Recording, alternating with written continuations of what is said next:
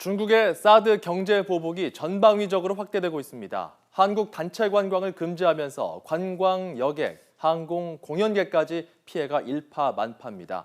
정부는 여전히 속수무책인 듯합니다. 경제부 박소정 기자 나와 있습니다.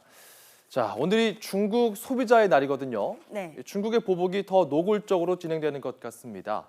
이게 어느 정도입니까?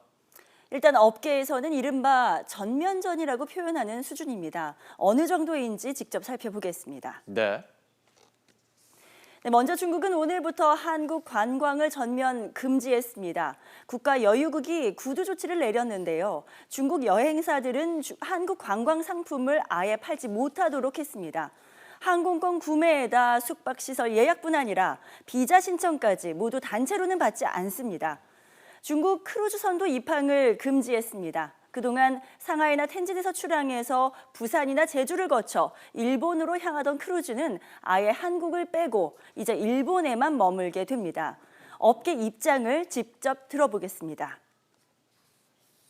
예상은 좀 하고 있었는데 생각보다 좀 빨리 왔네요. 개별 관광객 중심으로 가야죠. 일단 당분간은. 3월 15일 이후는 당분간 기항하지 않는 걸로 알고 있습니다. 같은 제로에 인해 3월 15일 이후에는 아마 부산 항공항이 기항하기 힘들다고 연락이 왔었습니다.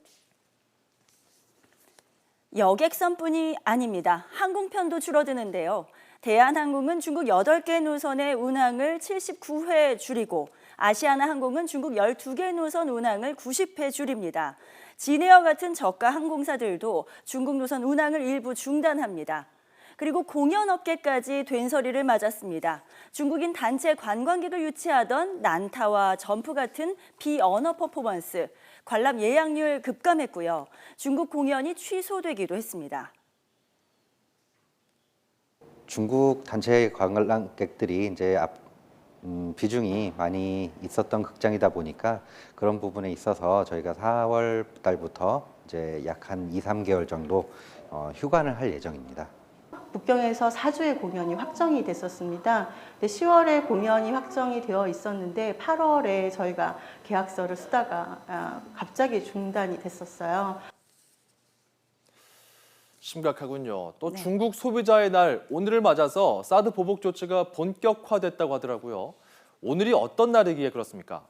네, 이 중국 소비자의 날은 이런 취지입니다. 설명을 드리겠습니다. 네. 중국 관영 매체들이 기업이나 제품의 문제점을 들춰내서 품질을 개선하자는 취지로 만들어진 날입니다. 그러니까 중국 소비자의 권익 보호를 위한 날이죠.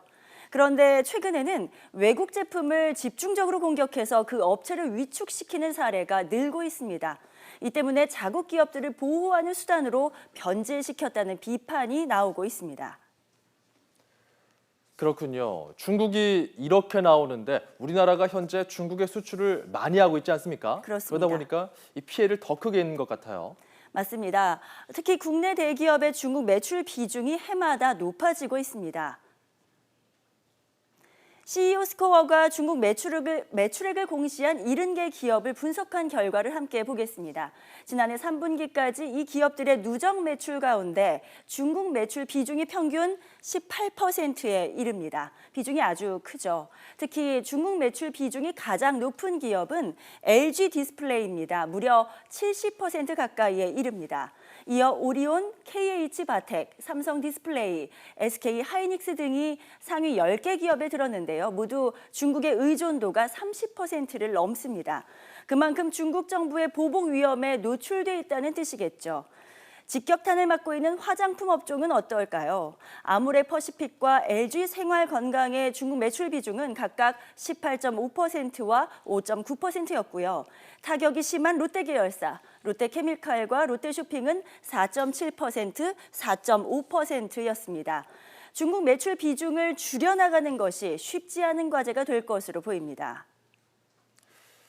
자, 이제 대책이 필요한 상황인데 사드 보복 초기에도 각계에서 정부의 대응이 뚜렷하지가 않다 이런 지적을 했습니다만 네. 여전히 미온적이라는 비판이 나오거든요. 네, 그렇습니다. 특히 피해 업계는 정부를 바라보면서 발만 동동 구르는 실정입니다. 예. 이달 초에 황교안 대통령 권한대행의 말은 이랬습니다. 중국 측의 조치를 계속 모니터링하면서 중국과의 소통을 더욱 강화하고 필요한 대책을 적시에 마련해 나가도록 하겠습니다.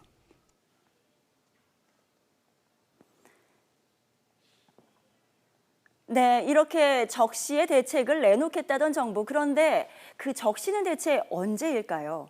피해가 이렇게까지 커진 지금도 뚜렷한 대책이 없습니다. 상황을 지켜보고 있다는 말만 반복하면서 중국 정부가 공식적으로 보복을 했다는 증거가 없어서 WTO 제소도 어렵다는 견해를 밝혔죠. 중국인 관광객 수가 절반으로 줄면서 면세점만 따져도 1년에 4조 원이 날아갈 판인데 산업부 장관 주재로 피해 업계를 직접 만나는 간담회도 이제야 열었습니다. 사상 초유의 탄핵 정국에서 정부의 사드 대응은 명확한 기조조차 없는 채로 이렇게 흘러가고 있습니다. 그저 우리 국민은 다음 달로 예정된 미국과 중국의 정상회담에서 사드를 어떻게 논의할지 바라만 보고 있어야 하는 걸까요? YTN 박소정입니다.